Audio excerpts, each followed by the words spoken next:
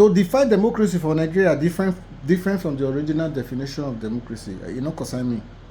For me, the little one where I don't understand for Nigeria, democracy is defined to be the enjoyment of politicians in Nigeria, selected by politicians, and actually destroying the future of the people of Nigeria. When it comes to destruction, it is not about the politicians, it's about the people of Nigeria. Now so it be. If you think that definition is not correct, then you go comment section, go define your own, may I see whether you know what they do.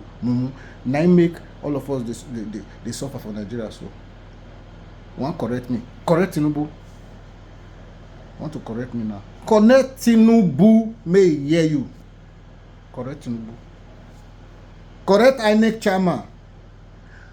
Correct INEC chairman. Yakubu Mahmoud. Correct INEC chairman.